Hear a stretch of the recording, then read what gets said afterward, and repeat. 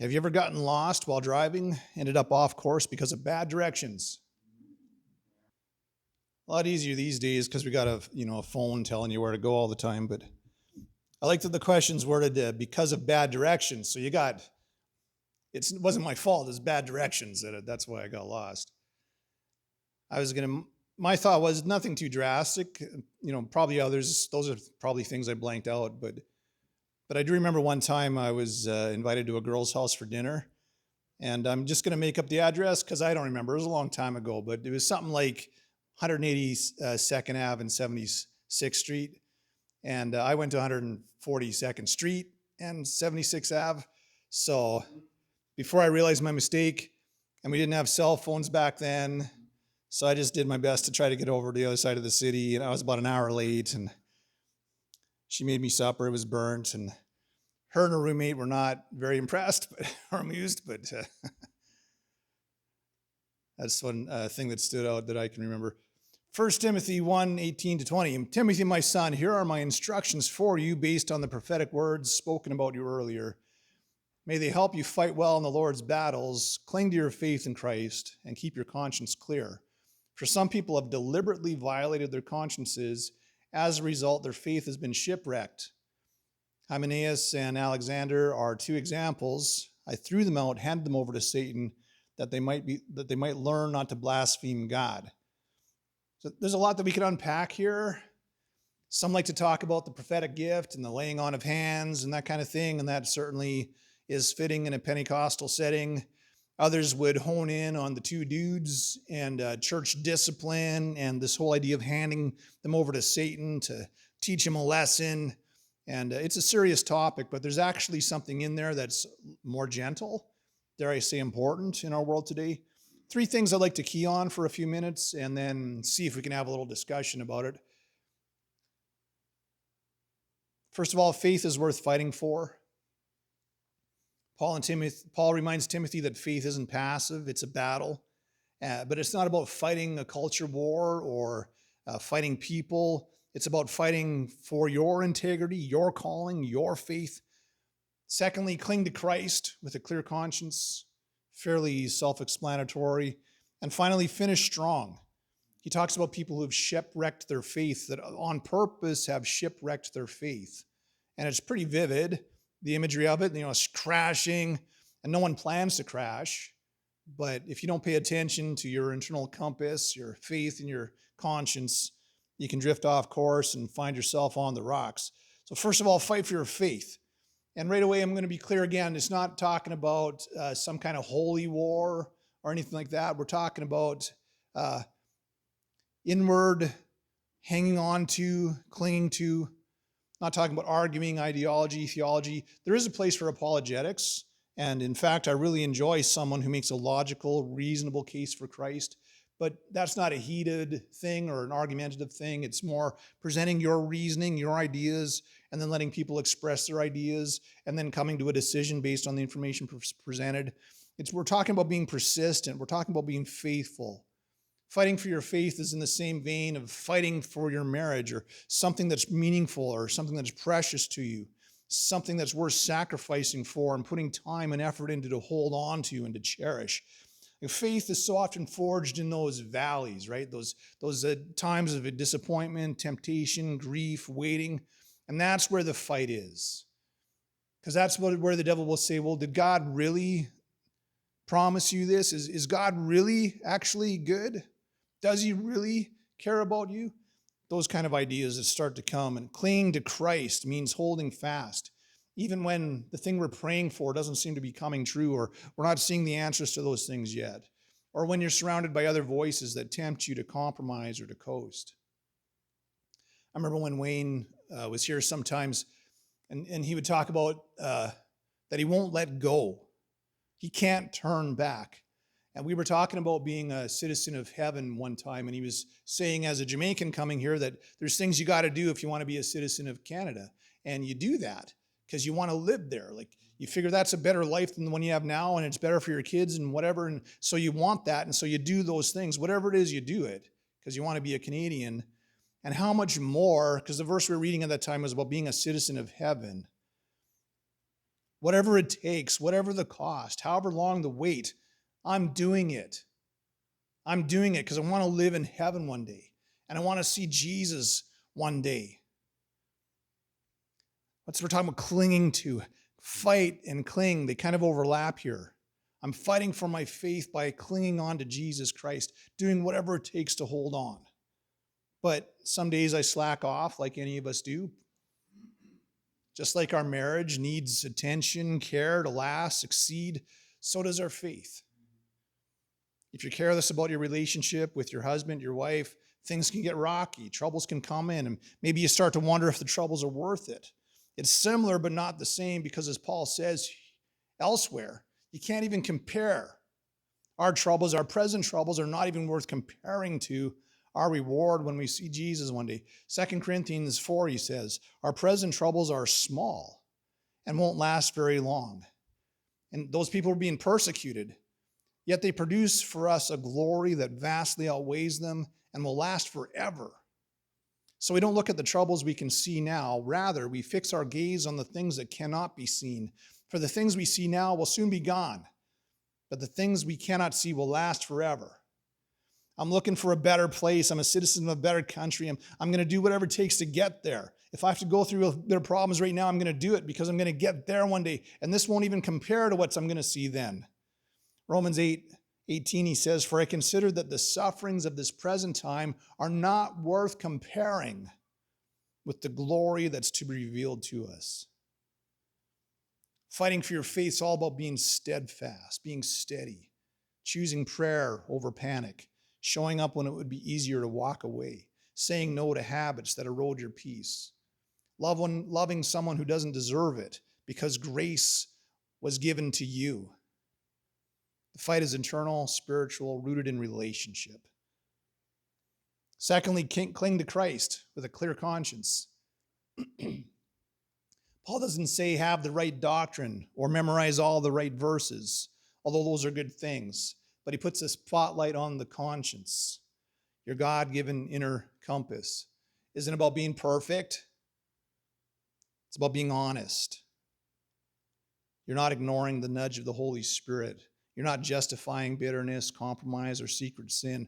You're dealing with those things as God brings them up, not pushing them aside as a problem for future you, because as we've all found out, future us isn't equipped to deal with those things either. So we try to deal with them today. And again, I say relationship. Bring it back to that relationship ideal. The marriage relationship is how God describes it in the Bible. Love your wives just as Christ loves the church. He's returning for his bride. You know, we're the bridegroom. Many references. And if I just do X and O and feel like I've fulfilled my marital obligations, that might keep the yard clean or the suppers prepared or whatever.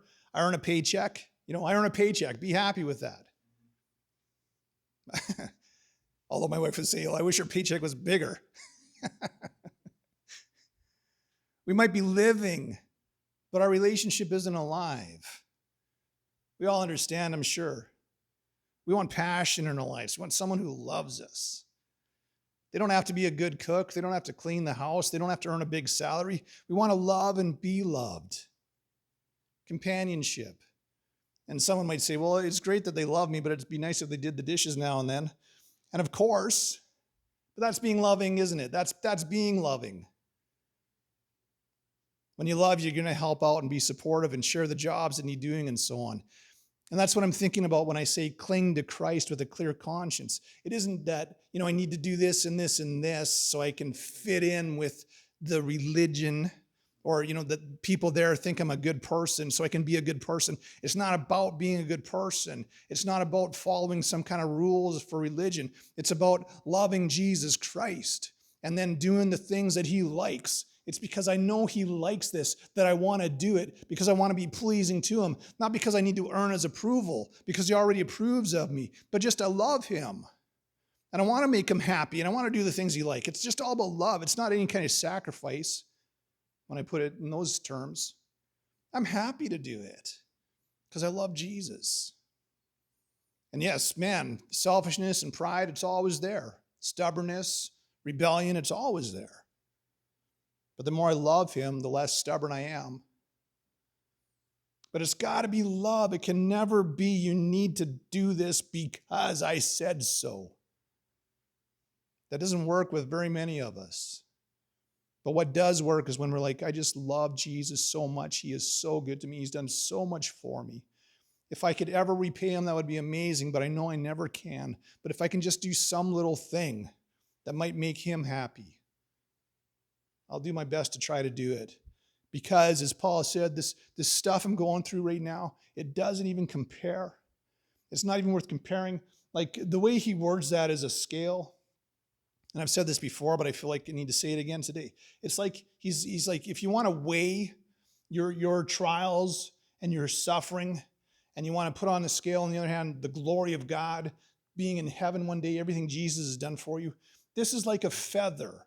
This is on one side, you've got a feather. You got a little feather, you put it on there. That's how heavy your trials and your tribulations and the things you suffer are in this present time. And if you want to weigh what God's glory is and eternity and everything he's done for you, it's a mountain. So you put a whole mountain on there and you put a feather here. And it's like, it's not even worth comparing. They're not even similar in any single way. Our present trial is not even worth comparing to how good it is going to be. And if you can just hold on for a little while, oh, you will be blown off your socks about all the goodness and grace God has got for you. Just hang on. You just hang on. Loving him means that we try to do what's pleasing to him. It means we got to understand his instructions. We read the Bible. We get it into our hearts. We try to live it out. We don't want to just look like believers. We want to be believers. We don't want to be whitewashed walls, as Jesus called the Pharisees. Like, you look good on the outside, but that wood's all rotten. We don't want to be like that. Just be the natural wood. Forget about whitewashing it. Just let the wood be nice without a coat of paint. If your conscience is cluttered, your faith will be unstable. Cling to Christ with a clear conscience. I'm following because his instructions as best as I understand them. I'm just doing my best to follow Jesus. Because the third point here is not everyone finishes well. This is being honest. Paul's just being honest here. This is a point of contention. Hymenaeus and Alexander, they shipwrecked their faith, and I gave them over to Satan to teach them not to blaspheme. There's a lot to talk about there if you really wanted to dig into it. It's a point of contention with some people. Just this idea, I guess you could start here. Can you lose your salvation? And I'm not going to wade into that today. I'm just going to offer my point of view. My point of view is that God will never walk away from you. But you can walk away from God. And he's not going to force you. Like, God, I hate your guts. I don't want anything to do with you anymore. I think hell's a better place. I want to go there. God's not going to say, well, you have to go to heaven anyways. You know, like, you reject God. That's my viewpoint of it. But it's a conscious, deliberate choice. That's what even the word says here. They deliberately shipwrecked their faith. They did it on purpose. It wasn't an accident. Conscious, deliberate choice. Because I don't like people that are afraid they're going to lose their salvation. God's going to turn their back on them. God, Jesus said, I will never leave you. He said that. I will never leave you or forsake you. He said that. I won't do that. Oh, Jesus, I messed up so bad. Are you sorry? Yes. Well, let's keep on working on it. That's the God I serve. That's the Jesus I love. How many times are you supposed to forgive somebody? 7 times 70. In other words, always, as many times as they apologize, because that's what he gives to us. Jesus had to forgive me more than 490 times, I'm pretty sure, in my lifetime. And we're so thankful that every time, the word tells us, if we confess our sin, he is faithful and just to cleanse us of our sin, or forgive our sin and to cleanse us of all unrighteousness. Every time. There's no limit on that. If you want God to save you, he will save you. And if you don't want him to, he's not going to force it. But these guys had shipwrecked their faith, as Paul puts it, something they did on purpose. No specifics about what they did, but it's hinted here because he says, I turned them over so they would learn not to blaspheme. Something they were doing was blaspheming God. And that's really strong wording. To me, it wasn't like some kind of mistake or wrong doctrine. It's flat out blaspheming God. And that means I know better, but I'm saying this anyways. And I'm sure he tried to talk to them and they didn't want to listen. So as he says, he handed them over to Satan to learn not to blaspheme. And it's really important to note that Paul's goal in handing them over to Satan is that they would learn not to do that. It's redemptive. It's like I handed them over to Satan so they could rot and burn in hell. That's not what he says. I handed them over to Satan so they would learn not to do that. And implied there is with the hope that they would come on back in. It's redemptive in nature. The goal is to restore their relationship with God. And that's the kind of discipline I can get behind. I read some commentary about church discipline as I was kind of just, thinking about ideas here and finding stuff out. And one commentator wrote the idea of how we're so concerned about the abuses of the past where religion and so much authority and people getting hurt because you do this and because I said so, that we don't have any discipline anymore, was his take on it. And I reflected on that, and I reflected on the times when I tried to be a leader, so to speak, because people would give me pressure sometimes, like, they shouldn't be doing this and that, and it's up to you to say something. And you know what? That was always a disaster. Always. Every single time I ever tried to be a leader. And so I thought, as I was thinking about this, I just don't have it in me. You can walk over me if you want to. Like board members need to do this or that or whatever. Those kind of things. Stresses me out, and I just can't do it. And I already made this decision a few years ago that I'm done trying. I'm done trying. Board member doesn't come for a year, I don't care. But the thought I had when I thought about that is, if a board member or anybody was doing something that was going to shipwreck their faith, I do care about that. Like that's where it kind of clicked with me. Like, if you're not following our rules or things we made up, church politics or whatever, but if it's something that affects your soul, I'm willing to say something about that. And I have said things about that, and that didn't always go well either, but I don't feel bad about that. If I'm like, you know what, I think you're heading in a wrong direction here and you're going to hurt yourself. And some people are receptive and some people are like, who are you? Well, that's okay, but I really am genuinely trying to help.